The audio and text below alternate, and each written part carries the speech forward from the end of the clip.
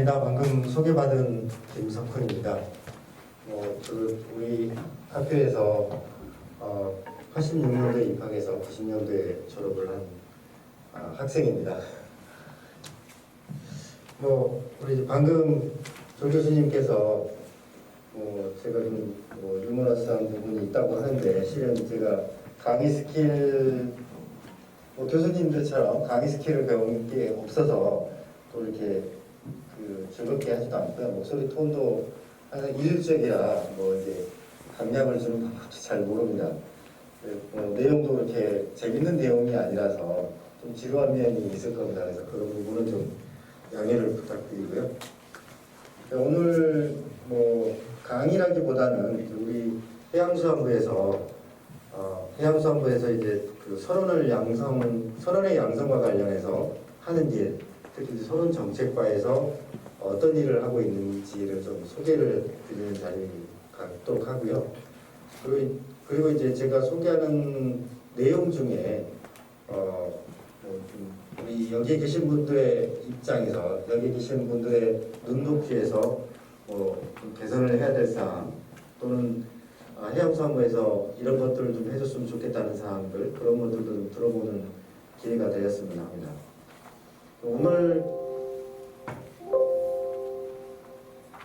오늘 제가 소개드릴 거는요, 네 가지인데요.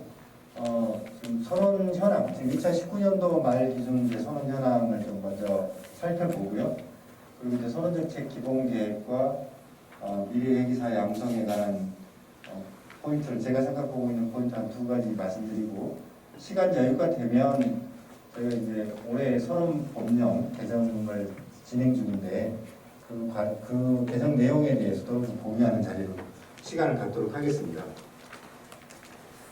선원 현황을 좀 보시면 지금 제가 이게 2019년도 말 기준입니다. 2019년도 말 기준인데요. 우리나라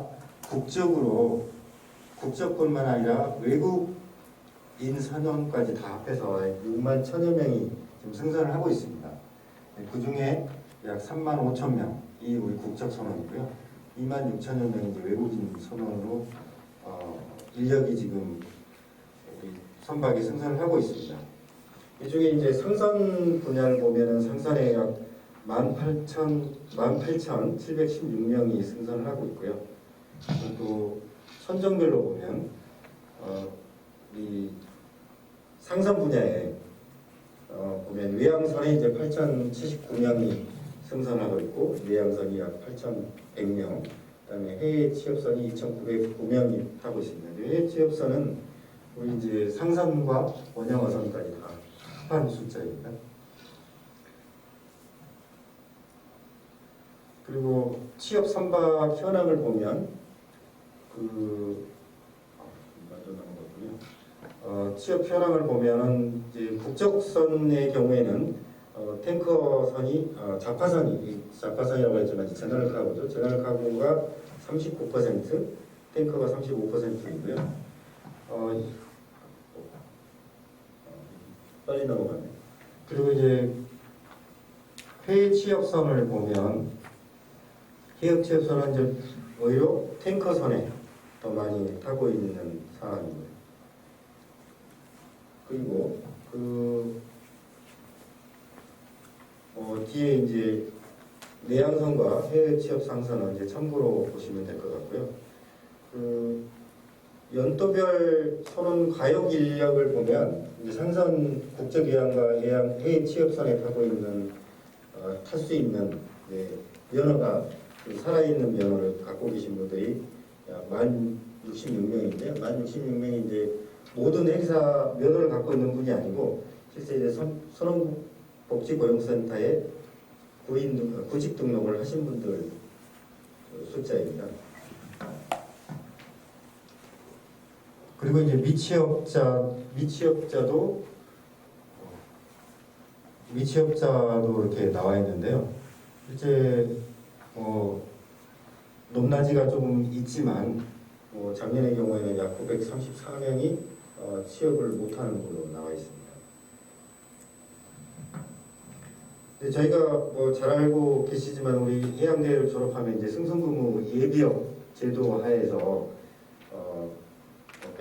병력 자원으로서도 이제 승선을 하게 되는데 실제 우리가 이렇게 취업을 못하는 회계사가 934명이나 됨에도 불구하고 실은 우리가 병무청에서 할당받은 승승매역 예비역 1000명을 다 소진을 좀 못하고 있는 좀 이해가 잘 안 되는 현상도 좀 발생을 하고 있습니다. 연도별 임금 현황을 보시면 이제 우리 초록색으로 된 부분, 외양선 부분인데 해운 경기의 이제 불황에도 불구하고 매년 조금씩 증가를 하고 있고요. 근데 그럼에도 불구하고 이런 증감액은 육상에 비해서 둔화 증감률이 좀 낮다 그런 생각이 듭니다. 육상은 이제 크게 임금들이 오르고 있는 반면에 우리 해상직은 이렇게 그만큼 따라가지 못해서 우리 선박에 승선하는 선원분들에 대한 어떤 유인책이 좀 줄어들고 있지 않나 그런 생각이 좀 듭니다. 중장기 선원 수급 전망을 보면 뭐 제가 초기에 말씀드린 것처럼 약 6만 1000여 명 안팎의 선원이 좀 필요한데 실제 우리 내국인 선원 공급은 약 3만 5천 명 정도에 그치고 있어서 외국인 선원들을 한 2만 5천에서 6천 명 정도를 매년 지금 의존하고 있다는 말씀을 드리고요. 우리 이제 특히 해양대하고 가장 관련이 높은 외양 상선의 경우 아래 테이블에 보시면 2000년 작년의 경우에는 12,000여 명 그리고 2025년이 되더라도 13,000여 명이 여전히 회계사가 부족할 거로 생각이 됩니다. 근데 이게 이 기준은 2018년 통계를 기준으로 만들어졌습니다. 그래서 그 동안에 2018년 이후에 19년, 20년에 그 해운 동향이나 우리나라의 국제 선대 현황들이 이제 반영이 안 될 수치고요. 이 수치들이 이제 반영이 돼야 될 겁니다.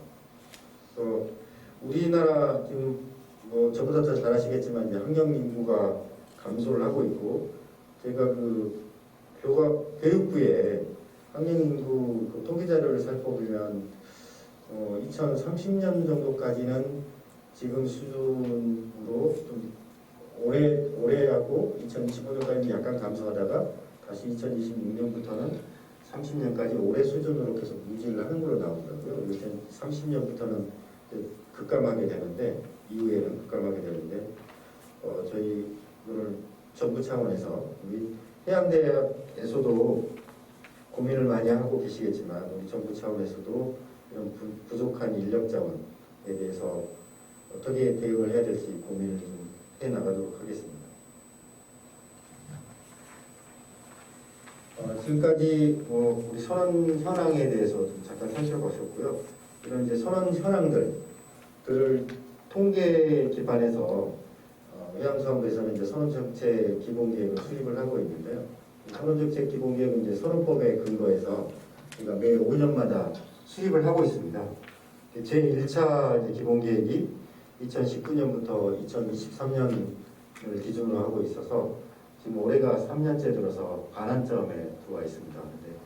그래서 이제 제가 올해 3월에 선원정책과정을 맡았는데 3년이 되는 오늘 반환기에 올해 말에 2019년에 세운 선원정책 기본계획에 대해서 평가하는 해로 삼아서 그동안의 해양환경의 변화, 국제 정세의 변화라든가 이런 사항들을 반영해서 수정을 좀 하는 계획을 좀 세우고 있습니다. 그렇지만 이제 그 전까지는 2019년에 수립한 선원정책 기본계획에 중점을 두고 오늘 소개를 좀 드리도록 하겠습니다. 선원정책 기본계획의 이제 가장 큰 목표는 선원 행복을 통한 해운수산업 발전을 목표로 하고 있고요. 저는 이제 이 목표가 참 마음에 듭니다. 그냥 지금 현재 우리 해양수산부에서 해운산업 재건을 목표로 열심히 노력을 하고 있는데 단순히 해운 산업 재건이 해운 산업에만 그 초점을 두는 게 아니라 행복한 선원을 육성하면서 선원을 행복하게 하면서 해운이 재건될 수 있도록 해운 수산이 발전될수록 하는 그런 정책을 제가 선원정책과에서 맡아서 하도록 할 계획입니다. 주요 지표는 참고로 보시면 될 것 같고요.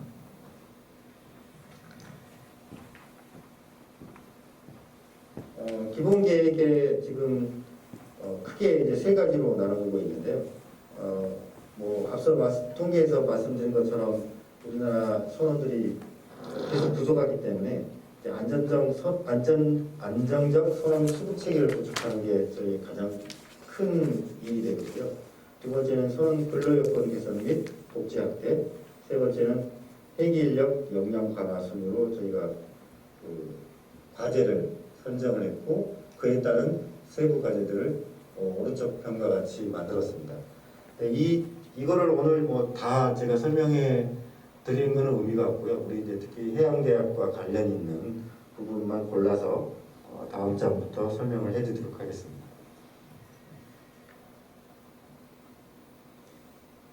이게 이제 전체적으로 2019년부터 2023년까지 이제 5개년 계획을 수립해서 하고 있기 때문에 지금 이 표로 봐서는 큰 의미는 없습니다. 왜냐하면 5년간 꾸준하게 해야 되는 사업이라서 그렇고요. 단기적으로 올해까지 맞춰야 되는 것들은 이제 5번, 6번 사항이 되겠죠. 참고로 보시면 되겠습니다. 지금부터는 우리 좀 해양대학과 좀 관련 있는 부분만 발췌해서 말씀을 드리도록 하겠습니다. 첫 번째는 이제 안전한 선원 수급 체계 구축인데요. 잘 아시지만 작년부터 이제 코로나로 인해서 우리 선원분들이 이제 교대가 어려워지고 있습니다. 지금 현재 선원법상은 우리 선원분들이 8개월 승선 이후에 4개월 이내에 교대가 가능하도록 되어 있지만 코로나로 인해서 우리나라뿐만 아니라 전 세계적으로 외국으로부터 특히 외국인으로부터 코로나가 자국민에게 전파되는 것을 막기 위해서 우리나라 선원분들이 외국에서 이렇게 교대하는 게 많이 지연되고 있고요. 우리나라에서도 방역 당국의 지침에 따라서 많이 어려웠던 게 현실입니다. 근데 지금 현재는 우리나라에 내 외국인을 공이 우리나라에 들어올 때 이제 PCR 검사 증서를 제출을 해야 됩니다. 그럼에도 불구하고 우리 선원분들이 그런 모든 국민에 적용하는 규정에도 불구하고 여기에 대해서 소외되지 않고 좀 불공평하게 처분되지 않도록 해양수산부가 방역당국가 지금 협의를 하고 있는데 그중에 이제 지금 현재는 방역당국과 이게 합의가 된 사항이 이제 격리 면제 사항입니다. PCR 검사 증서를 갖고 오더라도 지금 우리나라에 입학을 하게 되면 14일간 격리를 했어야 되겠습니다. 근데 이거를 방역당국과 협의를 해서 우리나라에 입항하기 전 14일간 기한 없이 항해한 경우에는 격리를 면제하도록 했고요. 또 선종별로 보면은 이제 국적 화물선 중에 컨테이너, 벌크, 탱커, 자동차 운반선, 그다음에 한중 여객선에 승선한 국적선은 격리 의무를 면제하도록 했습니다. 근데 아직 이제 면제되지 않은 다른 선정들이 있는데 그것도 아직 저희가 협의를 하고 있습니다. 근데 그러한 선박에 지금 면제되지 않은 선박에 승선하는 선원분들은 자가격리 또는 격리 시설에 아직 격리를 하고 있습니다. 물론 이제 격리 비용은 선사에서 비용을 부담을 하고 있지만 국가적으로 보면 또 우리 해양수산부 입장으로 보면 그러한 비용도 선주에게 부담이 되기 때문에 그런 다른 선종들도 면제될 수 있도록 협의를 계속하고 있고요. 또 지금 전 국민에 대한 예방접종이 시작이 됐는데요.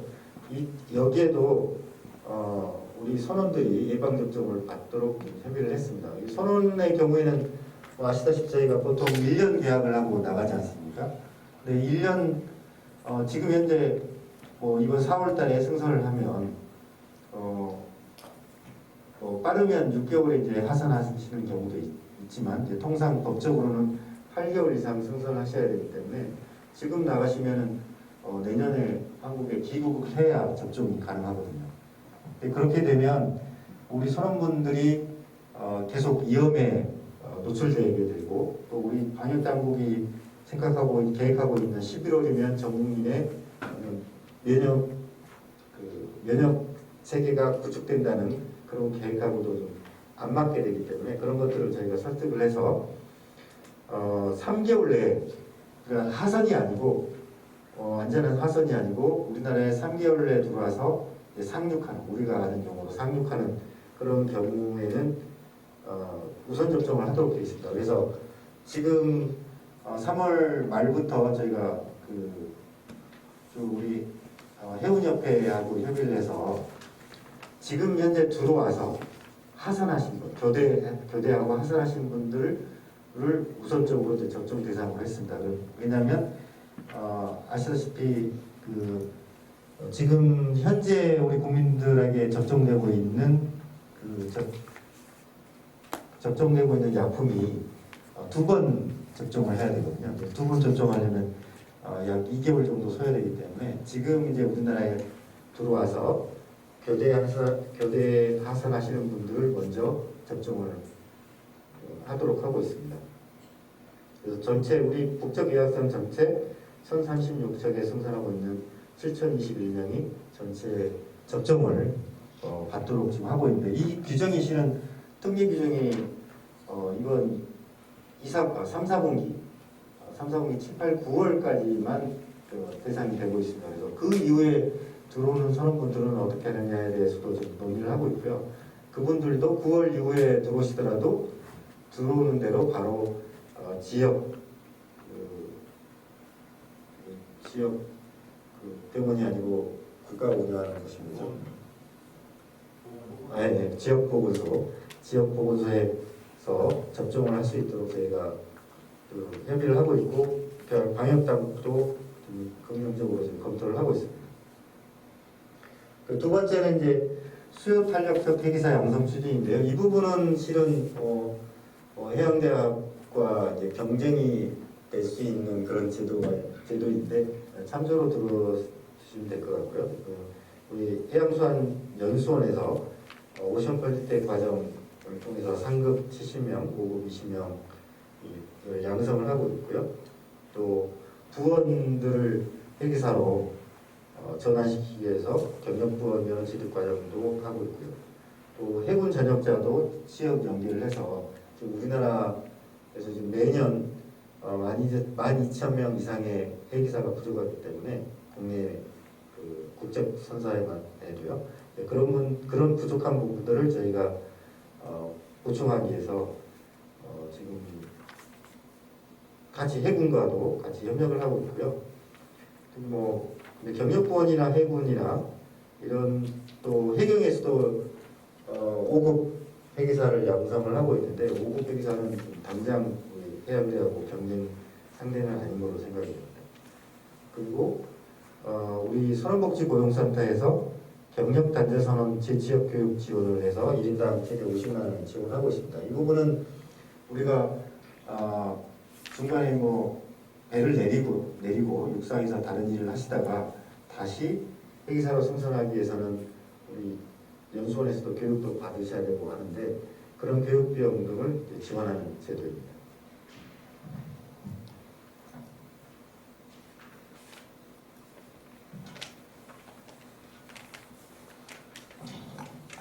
다음 거는 이제 회계사의 해외 취업도 저희가 이제 지원을 하고 있는데요.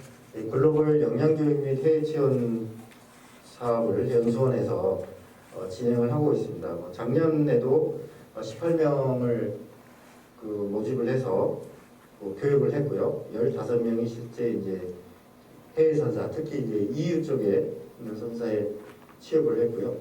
올해도 40명을 공개 모집을 해서 교육을 할 계획입니다. 그래서 우리 교수님들이나 우리 학생들 분께서 이 유럽 지역 선사에 근무하시고 싶은 분들은 우리 연수원에서 4월 말부터 그 모집 공고가 들어가고 있습니다.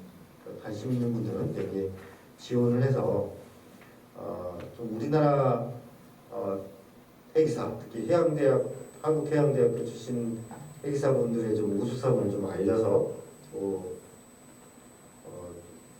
더 많은 국가에 진출할 수 있는 발판을 좀 만들어 주시면 좋겠습니다. 그리고 이제 해양수산연수원에 이제 에이펙 센이라는 그 조직이 있는데 그 조직을 통해서 우리나라 선원과 해외 선사하고 직구용 플랫폼을 좀 개발을 하고 있고 이번 12월에 완성이 됩니다. 그러면 이 플랫폼을 통해서 우리 선원들의 구직 등록을 하고 또 해외 선사에서 구인 등록을 하게 되면 우리 아이펙센에서 그 두 곳의 수요에 맞춰서 연계를 해주는 고용 연계를 해주는 그런 계획을 할 겁니다. 그리고 이제 우리나라 IMO 협약에 따라서 각 국가 간 해기사 면허를 상호 인증하는 제도가 있습니다. 우리 자동차 면허증도 상호 인증한 자동차 면허 같은 경우는 국제 면허로 바꿔서 외국에서 자동차를 운전할 수 있듯이 우리 해기사 면허도 다른 나라에서 다른 국가에서 인정을 했을 때 다른 나라 국적선에 저희가 승선할 수 있는데 지금 현재 49개국이 되어 있는데요. 2023년까지 46개국으로 확대해 나가서 우리나라 해기사들이 해외에도 진출할 수 있도록 도울 계획입니다. 그리고 이제 아래 이제 국적 청년 해기사 일자리 창출 사업은 재작년에 이제 노사정 공동으로 추진을 하는 사업인데 우리나라에 보면 이제 국제 등록에 관한 법률이 있는데 국제 등록에 관한 법률에 따르면 이제 국가 필수 선박이 있고 지정 선박이 있거든요. 근데 이제 국가 필수나 지정 선박의 경우에는 국가 필수 선박은 우리나라 이제 유사시에 긴급 물자를 수송하기 위해서 지정한 건데 이게 88척이 지정이 되어 있고요. 그다음에 지정 선박은 우리나라 선원의 일정 수를 유지하기 위해서 이 118척이 좀 지정이 되어 있거든요. 그래서 총 200척이 되어 있는데 이 선박에는 부원만 외국인이 탈 수 있습니다. 물론 이제 지정 선박은 한 명의 해기사가 또 승선할 수도 있지만 대부분이 부원을 승선을 하고 있고요. 근데 일반 이 국가 필수 및 지정 선박이 아닌 일반 국제항해 선박의 경우에는 선기관장을 제외한 해기사도 외국인 해기사가 승선할 수 있습니다. 그러다 보니 실제 우리 해기사 출신들이 우리 국적선에 승선하지 못하게 되는 그런 역효과가 발생을 하고 있거든요. 그래서 그런 외국인 해기사 대신에 우리나라 해기사를 대신 채용하는 선사에게는 우리 선원노련 그다음에 사측과 해운협회죠. 해운협회와 정부가 공동으로 지금 5억씩을 매년 5억씩을 매칭 펀드로 만들어서 지원하려고 지금 준비를 하고 있습니다. 근데 이 부분은 지금 당장 지금 시행을 못 하고 있고요. 지금 5억씩은 전부 다 펀드를 만들어 놓긴 했는데 이제 우리가 이거를 시행하기 위해서는 우리 기재부 재정당국과의 좀 협의 과정이 좀 남아 있습니다. 그래서 그게 풀리면 우리 해기사들이 우리나라 국적 특히 이제 청년 해기사들이 일자리를 가질 수 있도록 풀어나갈 계획입니다.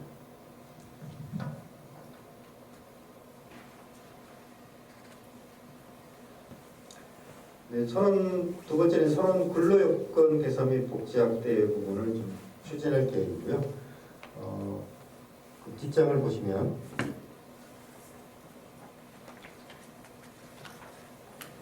첫 번째는 이제 유급휴가 및 퇴직금 제도 개선입니다.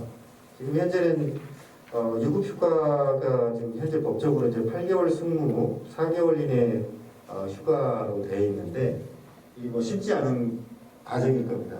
뭐 여러 가지 난관에 좀 봉착이 될 거지만 현재 우리나라 해기사들이 특히 이제 청년 해기사들이 우리 선원직을 이직하는 그 주 이후의 73%가 뭐 가족과 떨어지고 사회하고 떨어지는 이제 이런 이가족성, 이사회성으로 지금 분석이 되고 있습니다. 그래서 그런 이가족, 이사회성을 해결하는 방법은 여러 가지가 있는데 이제 그 중에 하나가 또 유급 휴가를 좀 당겨야 되지 않을까 그런 생각을 했습니다. 그래서 저희가 이제 저희 선언정책과의 생각은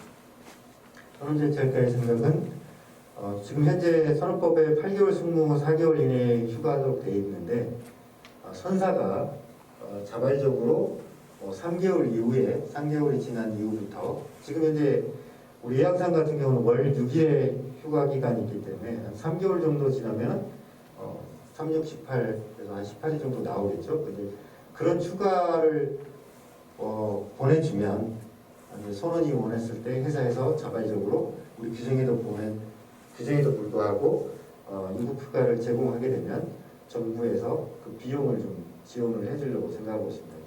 선사에서 이제 부담되는 거는 유급 휴가를 교대를 빨리 해줄 때 선원들 교대를 위한 항공비라든가 그런 경비들이 필요할 거거든요. 그래서 그런 경비를 지원하는 방안을 올해 이제 그 재정당국과 협의를 할 계획입니다. 그래서 그게 되면 우리 선원분들의 휴가를 좀 단축시킬 수 있지 않을까 그런 생각이 들고요. 두 번째는 예비원 예비원 확보 제도를 좀 개선할 계획인데요. 지금 현재 선사마다 10%의 예비원을 두도록 되어 있습니다. 그런데 그런 예비원을 좀 더 많이 두게 되면 또 교대가 더 쉬워지지 않을까 그런 생각을 하고 있습니다. 예비원이 부족해서 교대가 안 되는 경우도 있거든요. 그래서 이러한 선박의 지금 현재 범위를 좀 더 확대해서 예비원을 충분히 확보할 수 있도록 해서 교대가 유연하게 될 수 있도록 할 계획이고요. 또 이에 지금 현재 규정상 10%로 되어 있지만 이 규정보다 더 많이 확보하는 경우에도 정부가 재정적 지원을 통해서 예비원을 많이 확보하는 방안도 지금 고민을 하고 있습니다. 그리고 이제 노후소득 안정을 위해서 우리 이제 선원분들은 별도의 연금 제도가 없기 때문에 선원퇴직 연금 제도 도입하는 방안도 고민하고 있고요. 두 번째는 이제 선원임금 채권 보장 강화를 위해서 작년에 선언법을 개정을 완료를 했는데요.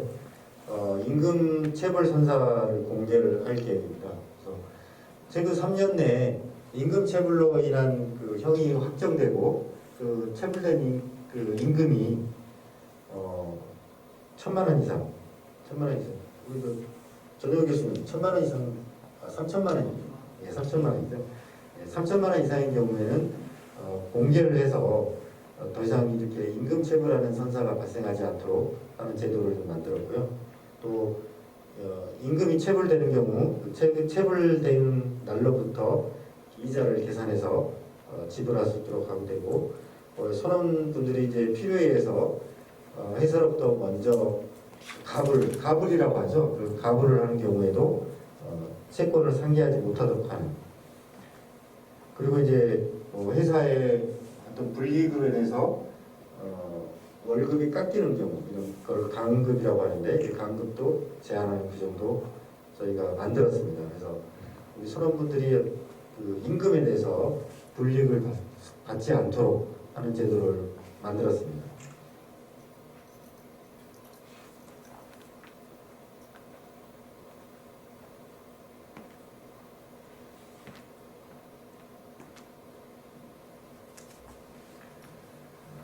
그리고 이제 이런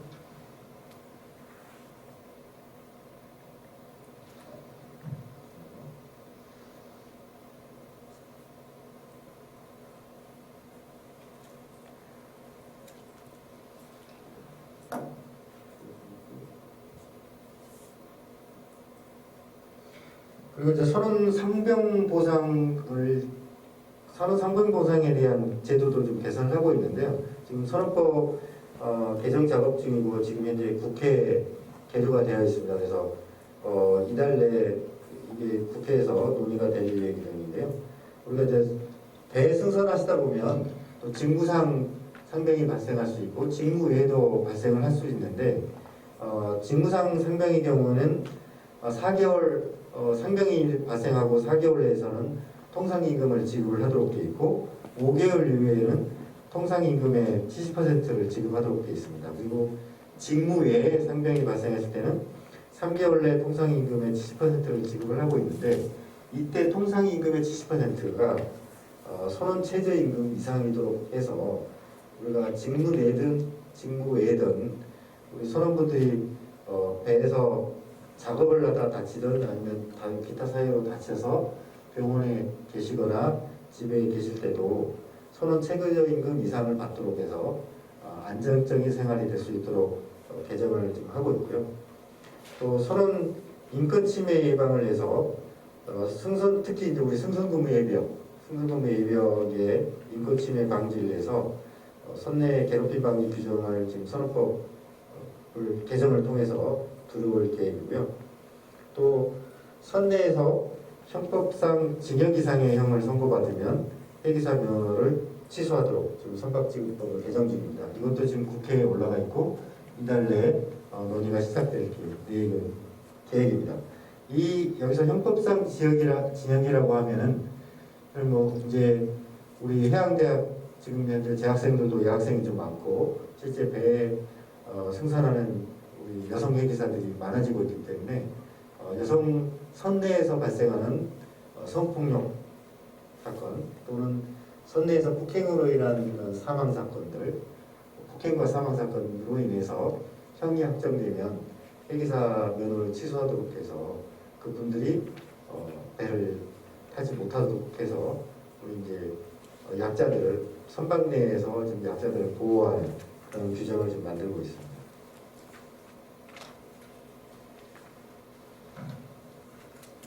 그리고 이제 이러한 제도를 만들더라도 이런 선사가 지키지 않으면 약자를 보호하거나 또는 우리 선원분들이 정당한 대우를 받지 못하게 될 가능성이 있습니다. 그래서 우리 이제 선원 근로 감독관을 내실할 건데 좀 우리 해양수산부의 선원 근로 감독관 현실을 좀 들여다보면 이제 각 지방청에 우리 부산지방해양수산청을 혹시 가보셨는지 모르겠지만 부산지방해양수산청뿐만 아니라 우리 11개 지방해양수산청에서 선원 근로감독관들이 지정을 돼 있어요. 근데 그게 이제 특별사법경찰권의 권한을 갖고 있긴 하지만 업무가 좀 겸직을 많이 하고 있어요. 순수한 근로감독 업무를 하는 게 아니고 다른 업무도 같이 하고 또 공무원들 특성이 뭐 1, 2년마다 이렇게 순환 근무를 하다 보니 좀 전문성이 떨어지고 있습니다. 그래서 우리 선내 약자의 보호라든가 선원들의 근로여건 개선, 복지나 인권 보장을 위해서 근로감독관들이 지금 제대로 일을 하지 못하고 있다. 그런 판단하에서 전문 선원 근로감독관을 좀 채용을 할 계획입니다. 그래서 앞으로는 뭐 우리 학교 내에도 우리 이제 해양수산직이라고 하는 공무원들이 근무하시는 것처럼 우리 이제 선원 근로감독직이라는 별도의 공무원 직류를 만들죠. 직류를 만들어서 근무하게 하거나 아니면 우리 세월호 사고 이후에 안전을 위해서 해상 안전을 위해서 해사안전감독관이라는 일반 임기제 공무원 직제를 만들었는데 그러한 것처럼 근로감독관 직렬을 따로 만들 계획입니다. 그래서 근로감독관이 이제 내실화되도록 할 계획이고요. 또 선원복지에 대한 이제 체감도를 제고하기 위해서 이제 해양 원격 의료 시범 사업을 저희가 계속 진행을 하고 있는데 작년에 이제 100척, 올해는 이제 110척에 대해서 원격 의료를 하게 되는데 부산대하고 저희가 협력 사업으로 해서 원격 화상으로 진료를 해드리는 그런 사업을 하고 있습니다.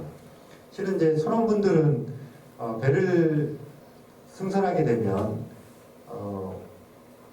우리가 보통 이제 우리가 사회인이 가입하게 되는 의료 체계에서 벗어나게 되거든요. 우리가 이제 그 의료비용을 제가 용어를 까먹었는데 납부를 안 하고 계시거든요. 안 하게 되거든요. 승무를 하게 되면 그럼으로써 우리 육상 의료 체계에서 벗어나기 때문에 그러한 허점 또 일정 우리 승선원이 있어야만 우리 의사가 승선하게 되는데 우리 일반 상선에서는 의료 관리자만 있지 우리 의사가 없기 때문에 그러한 복지의 빈 공간을 좀 채워주고자 해양 원격 의료 새로운 사업을 하고 있고요. 대부분이 지금 거의 80에서 90%가 우리 상선 분야에 이런 사업들이 지금 이런 장비들이 설치되고 있고 운영되고 있습니다. 그리고 이제 좀 우리 학생분들도 귀담아 두시면 좋겠고 우리 교수님들도 이거를 미래 회계사들한테 좀 알려주시면 좋겠는데 이제 우리 선원복지고용센터를 통해서 휴양시설도 운영을 하고 있고요. 그래서 회계사 같은 경우는 연 3박 4일 1박에 각당 2에서 9만 원 정도 경비를 지원을 해주고 있습니다. 그래서 이런 것도 이용을 하시면 좋겠고 자녀 장학금도 지원을 하고 있고 선원분들의 임금 문제라든가 다른 법률적인 법률 소송 문제가 있을 때도 무료 법률 구조도 해주고 있고요. 또 장애 선언이 발생해서 또 재활 지원도 해주고 있고 지금 전자도서관도 구축이 돼서 운영되고 있습니다. 그래서 요즘은 이제 선박에서 인터넷이 되는 곳이 많기 때문에 전자도서관을 이용해서 보고 싶은 책도 볼 수 있다는 거 알려드립니다. 그리고 이제 선원복지시설도 이렇게 확대해 나갈 계획이고요. 그리고 다음은 이제 우수 해결력 양성 및 역량 강화 부분입니다. 제가 생각했던 것보다 좀 많이 지체되고 있어서 좀 빨리 진행을 하도록 하겠습니다. 첫 번째는 우리 이제 애기 교육의 이제 체험형 인프라를 많이 확충할 계획입니다. 특히 이제 이번 우리 해수부 장관님이 오신 이후로는 또 애기 인력들의 교육을 체험형으로 많이 바꾸자고 주장을 하셔서 우리가 이제 체험형 인프라를 확충을 하고 있고요. 이런 것들은 대부분 이제 연수원을 통해서 하고 있는 사업이라는 거기 때문에 참고로만 보시면 될 것 같고요. 저희 또 실은 우리 해양대 학생들 또 연수원을 통해서 나오는 오션폴리텍이든 우리나라 회계사분들의 경쟁력은 영어라고 생각합니다. 여기 계신 분들이 다 공감하시리라고 생각하는데 그래서 선원회사 영어 역량 강화를 위해서 저희가 이제 IMO 표준 회사 영어 교재를 개발을 완료를 했고요. 이게 조만간 이제 우리 학교에도 보급이 될 겁니다. 그래서 활용을 하시면 될 것 같고 또 올해 내에 원격 학습 기반을 마련을 해서 동영상 강좌도 보급을 할 계획입니다. 그래서 이것들을 우리 예산의 범위 내에서 우리 해양대 학생이나 우리 승승구미예비역 회계사분들이 이용할 수 있도록 할 계획입니다. 그리고 이제 환경 변화에 따른 이제 신규 교육 과정 개설도 이거는 우리 이제 연수원에서 하고 있는 사항이라 참고로 하시면 될 것 같고요.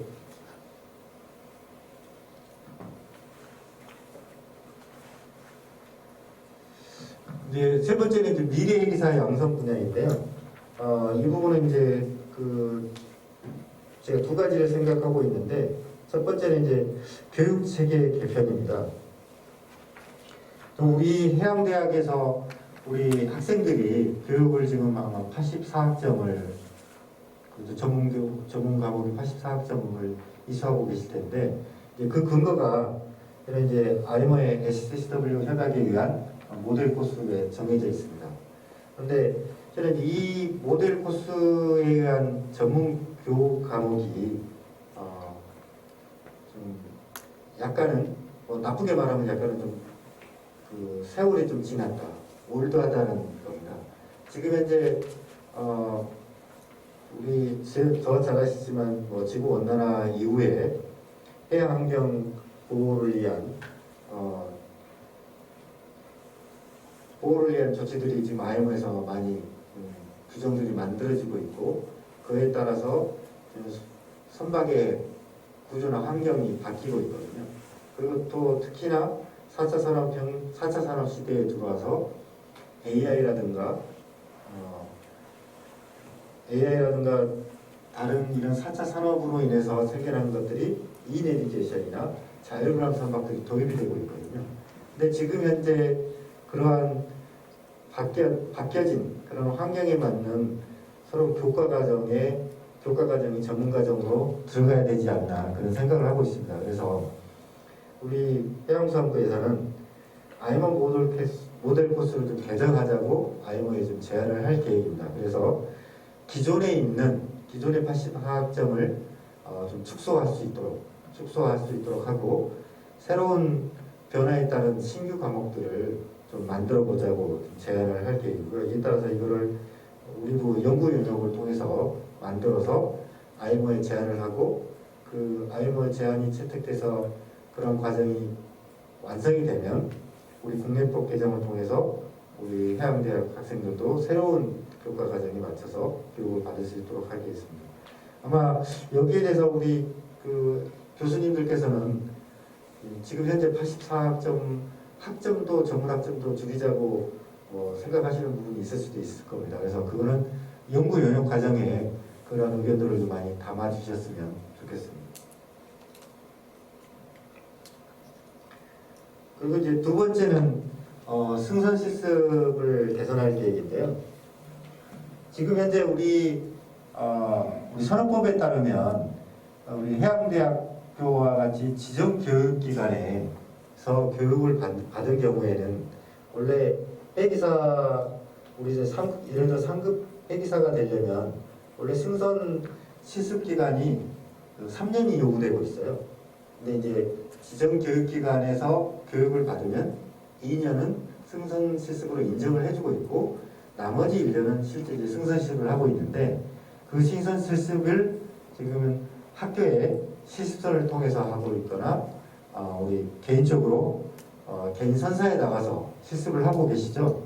근데 실제 우리 학생들이 우리 실습선에서 승선한 경우 승선 공인을 통해서 승선 실습 기간을 산정을 하고 있는데, 실제 이제 우리 교과부에서 교육부에서 우리 양해양대학교를 감사를 할 때 방학 동안에는 학생들이 승선하고 있지 않다는 그런 지적사항을 받은 예가 있습니다.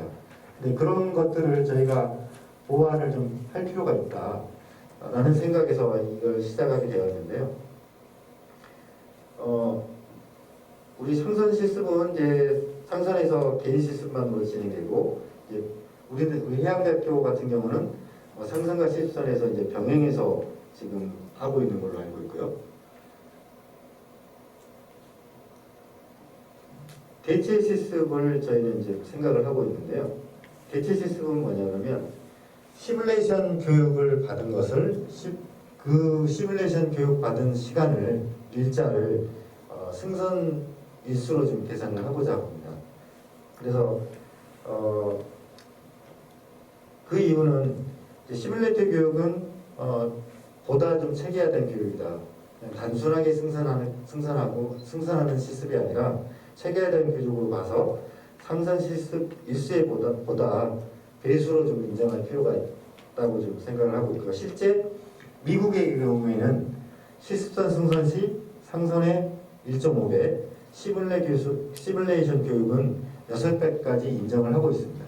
그리고 네덜란드는 시뮬레이션 교육 8시간을 1일로 보고 상선의 3배로 인정을 하고 있습니다.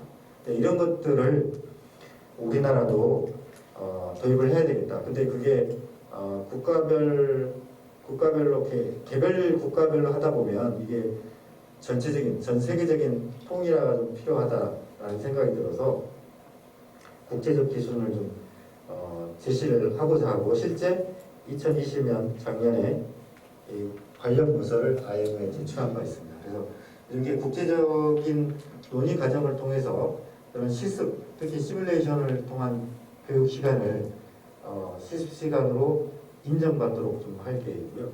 여기에 덧붙여서 지금 우리 이제 기존의 지금 현행 선원들, 회계사분들도 우리 하선을 하시고 휴가 기간에 연수원에서 교육을 받고 계시는데 그런 휴가 기간에 받는 교육 시간도 저는 승선 일자로 포함될 수 있도록 할 계획입니다.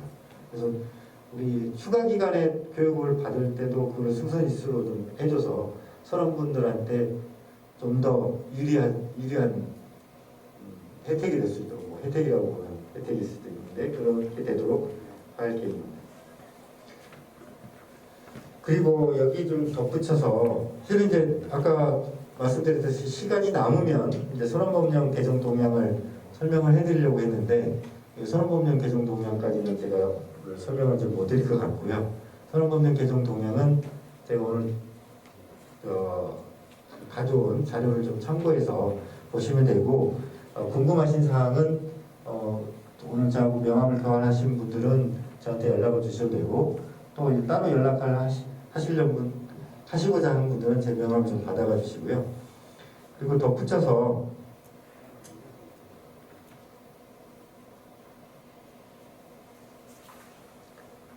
제가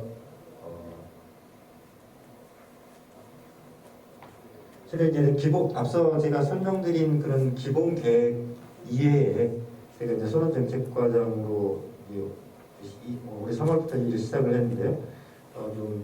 또 추진을 하고 싶었던 것들이 좀 여기에 또 하나가 있는데 이제 우리 선언법과 선박직원법을 우리 학교에서 강의하시는 교수님이 계실 텐데 이제 선언법과 선박직원법이 아주 복잡합니다. 여기 이제 우리나라의 선언법에 대가이신 전영훈 교수님도 앉아 계시지만 선언법이 아주 복잡하게 돼 있어서 그런 것들을 선언법을 근로기준법에 대한 특별법으로서의 선언법을 그대로 남겨두고 그런 그 근로기준법에 대한 특별법 사항이 아닌 다른 사항들은 좀 불법을 통해서 우리가 실제 그 선언법을 적용받는 분들이 우리 법령에 대해서 좀 이해를 좀 손쉽게 하고 다가가기 쉽게 법령을 좀 분법을 좀 하고요. 또 우리 선박직원법으로 나눠져 있는데 선박직원법은 회계사에 대한 교육만 나와 있는데 선언법에 있는 또 일반 선언에 대한 교육 분야도 우리 선박직원법에 통합을 해서 교육에 관한 법률로 따로 좀 해보고 싶습니다. 저는 이게 제 개인적인 생각을 말씀드린 겁니다. 그래서 그런 것들을 위해서 선언정책 법제 포럼을 좀 만들어서 하고자 하는데요. 여기에 좀 관심 있는 교수님들은 선언정책 법제 포럼에 좀 참여를 좀 부탁드리고요. 그리고 이제 우리 선언이 되면 회계사 면허만 있는 게 아니라 우리 선언 수첩도 발급을 받도록 되어 있습니다. 그런데 실제 요즘 선원분들이 선언 수첩 외에 요건도 따로 가지고 계시고 좀 사문화되어 있지만 승무 자격증인가요? 전효 교수님 우리 승무 자격증인가요? 선원 신분증이라는 제도가 있습니다. 근데 실제 이게 사문화돼서 좀 그 활용이 안 되고 있는데요.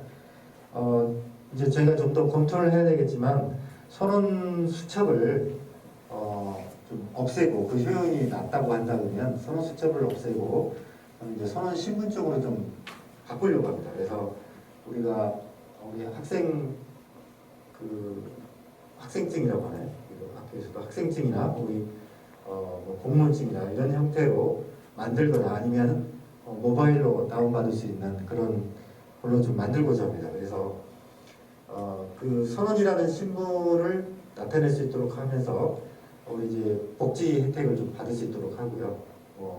선원 신분증을 제시를 하면 복지 혜택을 받을 수 있도록 하고 이제 저희 욕심은 이제 우리 고용노동부에서 육상에 있는 일반 근로자한테 주는 많은 혜택 있잖아요. 뭐 평생학습제도라든가 복지 포인트들이 있는데 그런 것들도 우리 선원 분야에 도입을 해서 그런 복지 포인트도 그런 선원 모바일 선원 수첩에다가 담아서 사용하고 그런 교육제도를 만들어서 교육제도에 포인트를 쓰거나 아니면 다른 복지 혜택들을 받을 수 있도록 하고자 계획을 하고 있습니다.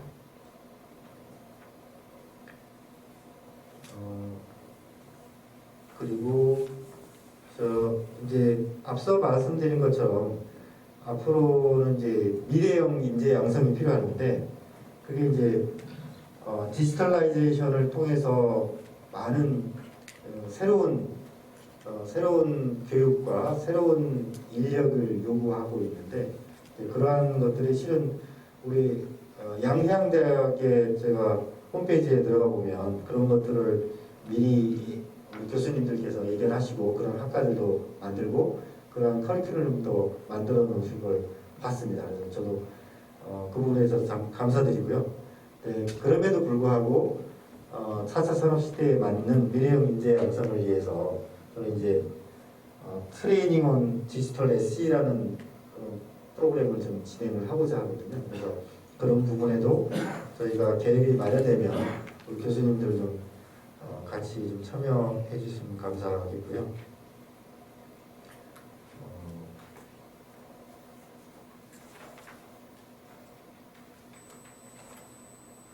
네, 뭐 드릴 말씀이 몇 가지 더 있긴 한데 시간이 제가 너무 많이 쓰고 있어서 다음번에 조금 이게 좀 제가 갖고 있는 아이디어가 좀 더 구체화되고 우리 교수님들과 협의할 단계가 되면 다시 한번 말씀드릴 그런 기회를 갖도록 하겠습니다.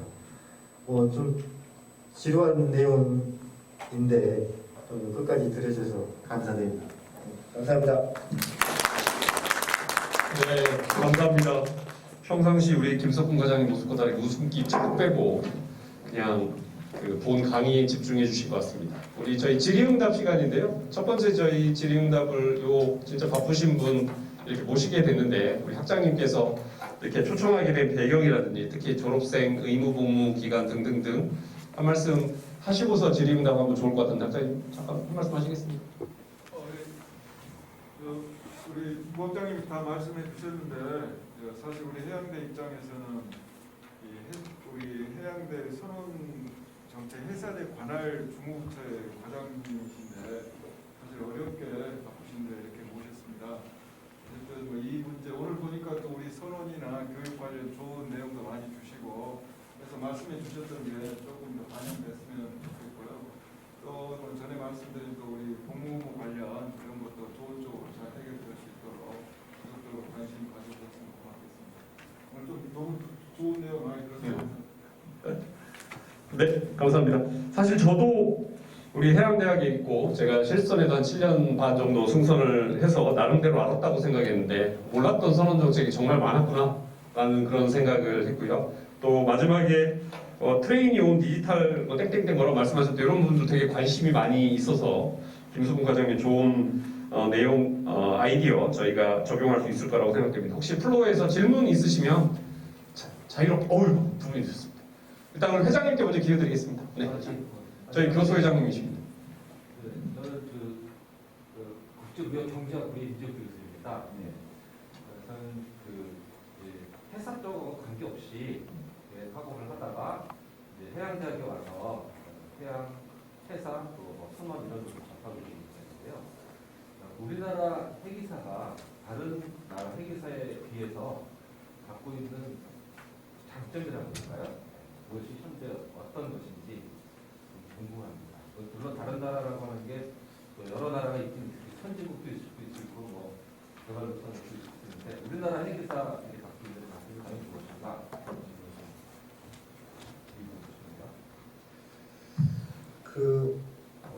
한마디로 말씀드리면 성실성이라고 보면 되고요.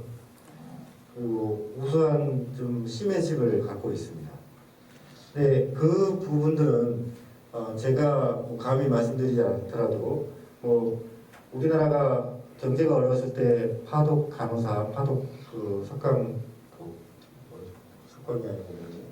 광부분들이 해외 진출해서 우리나라 경제에 이바지했던 것처럼 우리나라가 어려울 시기에 우리 해양대 그 선배님들이 그런 그 투철한 성실성과 굿시맨십, 우리가 학교에서 배우는 그 굿시맨십을 발휘해서 오늘날 이 자리 우리 해양대학과 우리나라가 와 있다고 제가 생각을 합니다. 예, 그게 가장 큰 장점이 될 거고요. 또 우리 이제 특히 요즘의 학생들, 전문 회계사들이 예비 회계사분들이 옛날 선배에 비해서 되게 언어 능력이 좀 훨씬 좀 뛰어나고요. 그래서 그러한 점들이 앞으로의 큰 경쟁력이 될 거라고 봅니다. 근데 이제 그럼에도 불구하고 약간의 현실을 말씀드리면 우리나라 회계사들이 주로 이제 많이 일본 선사에 많이 진출을 했는데 과거에는 그리고 이제 그러한 동종문화권, 일본이라는 동종문화권이라는 배경을 가지고 우리가 많이 진출을 했는데 그런데 아쉽게도 우리가 지금 현재 우리 후배 회계사분들 또 후배 예비 회계사분들이 그런 장점을 가지고 있음에도 불구하고 약간 아직도 미흡하다는 것이 좀 어느 능력인 것 같습니다. 그래서 지금 현재 우리나라 회계사를 가장 위협하는 게 이제 필리핀과 인도가 되고 있고요. 실제 우리 선박관련 산업을 통해서 우리나라 회계사가 해외 송출선에 많이 나오고 있는데 그 부분들을 인도나 일본 회계사, 필리핀 회계사한테 지금 좀 약간씩 잠식을 당하고 있거든요. 그래서 뭐 더 잘하시겠지만 지금보다 조금 더 언어 능력을 좀 키워야 되지 않을까 하는 생각이 이상입니다. 네, 우리 이상현 실장님. 네, 해수장 행정실장 이상현입니다. 앞에 과장께서 참 많은 말씀 해주시고 좋은 아이디어 해주셨는데 특히 이제 저희들 그 선언법이 근로기준법의 특별법 사항들, 그 다음에 이제 선언연금, 그 다음에 고용 포인트라든지 복지 포인트를 말씀하셨는데 실제로 이제 가장 큰 게 이게 4대 보험, 의료보험, 고용보험 이런 이제 보험들하고도 연관성이 있는데 실제로 우리가 현장에서 요새는 SM이 늘어나다 보니까 그 계약직에 의해서 우리가 고용기간이 일정 게 지나면은 퇴직처럼 이렇게 운영되다 보니까 실제 우리 이제 국내 현장에서는 의료보험이나 고용보험 이런 적용이 약간 엇박자가 막 나기 시작합니다. 근데 저희들이 실무에서 일을 하다 보면은 그 국가기관 내에 일반 공공기관에서 실제로 우리 선언에 대한 부분들을 제대로 이해 못하는 부분이 많이 있었거든요. 그래서 이런 부분들이 좀 선결이 먼저 돼야 또 충분히 국내에서 우리 선언에 대한 이해가 많이 높아져야 또 거기에 대한 충분히 이제 복지 지원이 향상이 될 수 있는 부분이라 뭐 질문이 아니고 약간 건의사항처럼 되었는데 좀 해양수산부에서 우리 선원들에 대한 인식부터가 먼저 좀 제고되고 실제 우리가 이런 부분들이 4대 보험 적용에 있어서 좀 우리 국민들보다 특수한 지위에 맞춰서 제대로 좀 반영될 수 있도록 정책을 좀 수립해 주셨으면 합니다. 예, 이상입니다. 네, 그 건의사항에 대해서 잘 양지를 했고요. 그런 부분들이 해결되도록 노력을 하겠습니다. 그런데 다만 아까 제가 우리가 원격 의료를 하는 사업들은 그냥 의료보험 같은 경우는 오히려 선원분들은 면제되는 거지 면제되는 사항이지 그거를 소외시키는 건 아니거든요.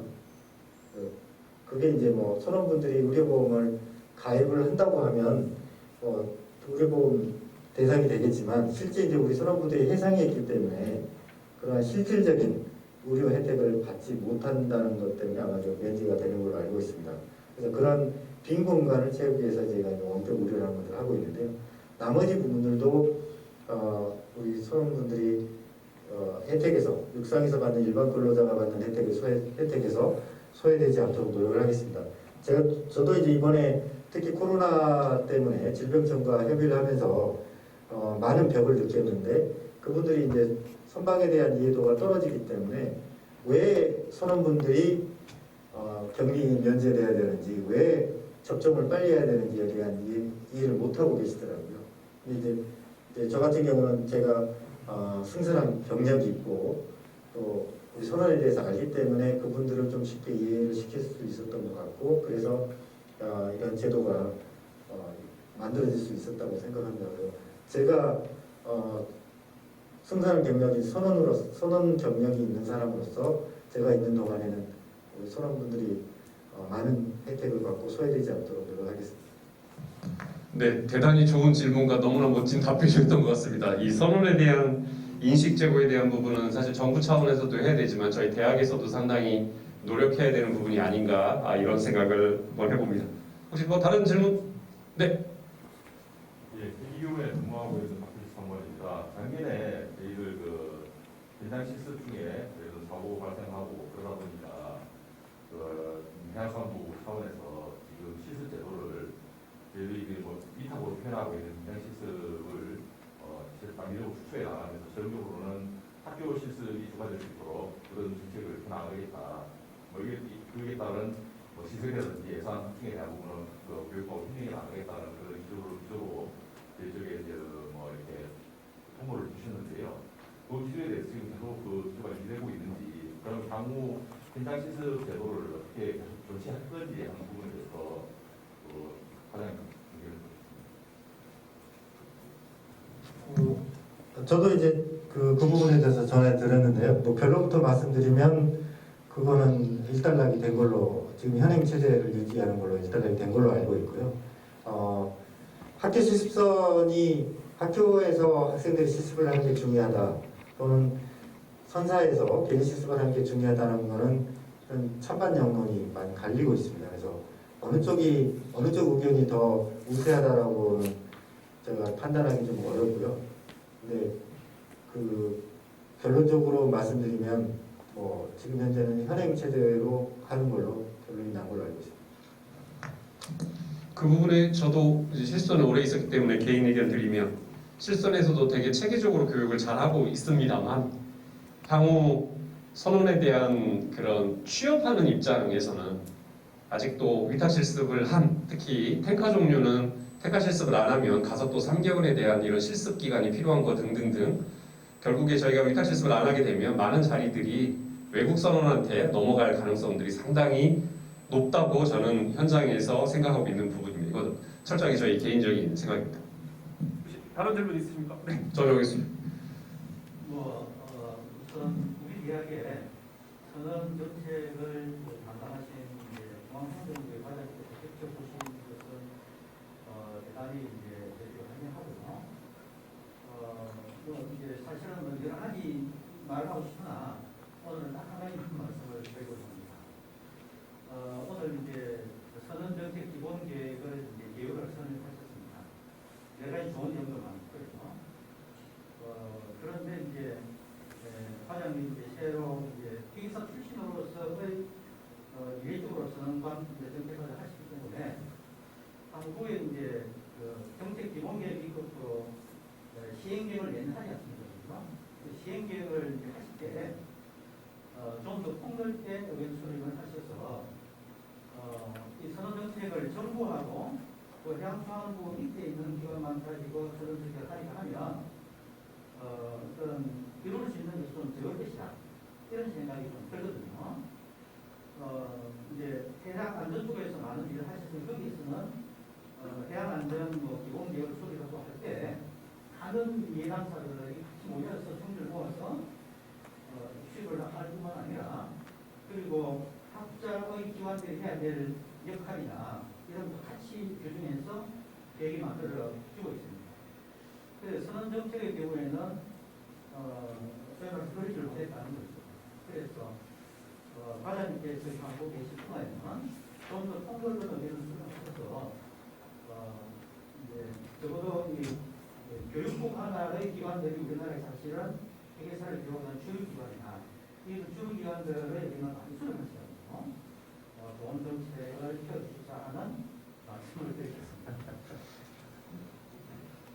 예, 감사합니다. 저도 그렇게 교수님 말씀에 적극 공감을 하고요. 저도 그렇게 할 생각입니다. 그래서 앞서 말씀드린 것처럼 제가 올해 연말이 되면 5개년 계획의 반환점이기 때문에 그때 재검토를 하고 내년 계획을 수립을 할 때는 좀 현실을 반영하고 또 폭넓은 의견을 취합해서 할 계획이고요. 거기에 이제 저는 두 가지 포인트를 좀 두고 있는데, 하나는 우리 해리사 교육이 결국은 우리나라의 학령 인구하고 관련이 되기 때문에 교육하고의 의견도 좀 들을 거고요. 또 선언 정책이라는 게 선언의 양성이라는 게 선언만 돼서는 안 되고, 우리 5개년 계획에 제가 목표가 가장 마음에 든다고 한 목표가 선언 행복을 통한 해양수산 발전이기 때문에, 다시 역으로 말씀드리면 해양수산업 발전을 어떻게 하겠다는 그 목표하고 행복한 선언 양성하고 같이 병행해서 검토를 해야 된다는 겁니다. 그래서 제가 보는 두 번째 포인트는 우리나라의 해양수산 발전 중장기 목표를 먼저 저희가 파악을 하고 그에 맞춘 선언 양성과 선언 행복을 위한 정책을 만들고자 합니다. 네. 네. 그걸 하려고 했는데 우리 생활 원장님이시니까 마지막으로 하나 더 하겠습니다. 오늘 좋은 강의 감사드리고요. 답답한 점이 있어서 한 가지 답답한 말씀을 한번 드리고자 합니다. 아까 말씀하신 것 중에서 승선 실습의 개선 방안을 말씀하신 것 중에 우리 실습 승선하고 그다음에 시뮬레이터 교육에 대한 승선 인정을 비율을 높여준다는 그게 개선 계획인 거잖아요. 요거를 추진 방향으로 국제적 기준을 제시하는 것도 중요한데, 그거보다는 이런 기간을 증가시키는 것을 먼저 시행을 하고 그다음에 국제적인 기준을 제시하는 건 어떨까라는 생각을 한번 해봤습니다. 그 이유는 지금 우리 3학년 실습생이 이제 올해 이제 4학년이 돼서 학기가 시작이 됐는데도 아직까지 하산을 못하는 학생이 있거든요. 오히려 아까 유급휴가 퇴직금 제도 말씀하실 때 선원들의 경우에 현재 지금 8개월이 되는 것을 그 기간을 단축해서 6개월이나 그 안에 3개월이나 이렇게 단축을 하시는 것도 고려하신다고 했는데, 실제 상선에서 보면은 선원들은 교제가 되고 있는데 실습생들은 6개월 이상이라는 그런 조항 때문에 상선에서 오히려 선원들보다 교대가 더 안 되는 그런 일들이 벌어지고 있거든요.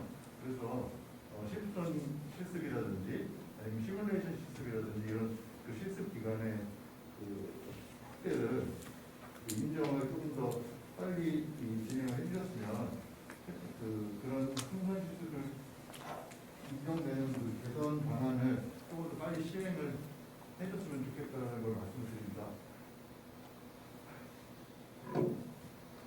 네, 알겠습니다. 제가 말씀드린 부분은 이제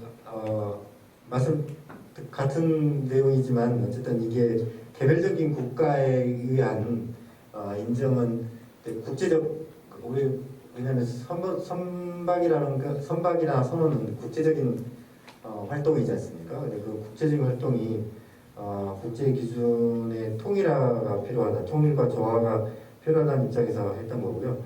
그 부분은 충분히 좀 공감을 하면서 좀 참고로 말씀드릴 거는, 우리 지금 현재 선박직업법 시행령에도 보면요, 이게 유사한 조항이 있긴 있어요. 그래서 이 부분을 저희가 개정을 하면 시행이 가능한데, 이 부분에 대해서는 이제 아직 검토가 안 되기 때문에 검토를 통해서 지정을 하려고 하는데, 그 규정을 보면 우리 선박직업법 시행령에 보면 이제 지정교육기관 교육과정 이수자 등의 이제 특례 규정이 있거든요.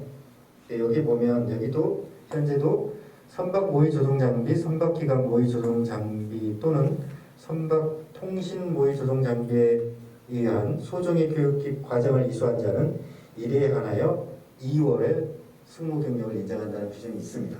근데 이게 또 전제 조건이 이제 3급 이사 면허를 취득하기 위한 최소 기간보다 이제 또 넘었을 때라는 또 한정이 있거든요. 그래서 우리가 이 규정을 개정을 하면 제가 말씀드린 사항들이 이제 반영이 가능한데, 그래서 이 부분에 대해서 좀 검토를 좀 할 계획이고요. 그래서 이 규정을 개정에 대해서 검토를 할 때 우리 교수님들 의견을 좀 많이 제안을 해주시고 제안해 주시길 기대합니다. 예. 저 여기 20년도에 IM 의제문서 제출했는데요. 저 2020년도 IM 전략 연구 용역 의제문서 개발하는 거에 제안을 제가 했습니다. 그래서 최종적으로 결과물은 목포해양대 연수원과 함께 그리고 목포해양대 김인철 교수님이 최종적으로는 책임으로 저 의제문서 제출을 하셨는데 그 내용이 해당되는 내용이고요. 요거 해양수산부에서 곧 이런 거 관련된 부분을 정책 연구 용역을 수행할 예정이라고 합니다. 그래서 저도 어떤 형태로든지 간에 인발부를 하려고 지금 하고 있는 부분이라 정진환 교수님 말씀하신 내용 충분히 반영할 수 있을 것 같고, 그리고 제가 실선에서 느꼈을 때 가장 큰 문제는 12개월의 승선 실습이 12개월의 승선 고지를 의미한다 라는 부분들이 그동안 잘못되어 온 선언 정책이라고 저는 생각합니다. 그래서 그게 결국에 불법을 낳은 거거든요. 왜? 위탁 실습을 가려고 하면 중간에 실습선 내려서 여기에 아무리 빨리 바로 오늘 받아서 갖다 주고 해도 1주에서 2주, 그러니까 보통 한 달씩 갭이 생기는데 승선하기 위해서 한 달 갭, 하선해서 한 달의 갭, 요 두 달 최소한의 2달의 갭이 생기는데도 그걸 4학년 때 다시 승선고지 2개월을 해야 되는, 다시 불법을 저지르는 이런 일들이 사실은 그동안의 문제가 아니었나라고 생각합니다. 그런 부분에서 검토가 된 부분이기 때문에 제가 충분히 잘 알고 있기 때문에 이건 충분히 진행하도록 하겠습니다. 저희 과장님 혹시 마지막으로 한 말씀 하실 거 있으시면 하고 마무리 클로징 하도록 하겠습니다. 어떠십니까? 다음 강의를 준비하고 계시는 조소희 교수님께 죄송해요. 너무 시간을 많이 뺏어서 그 부분이고요. 오늘 경청해 주셔서 감사하고요. 또 질문사항이 있으면 언제든지 연락을 해주십시오. 네, 감사합니다. 네, 여러분 큰 박수 부탁드리겠습니다. 사진 찍어야겠다.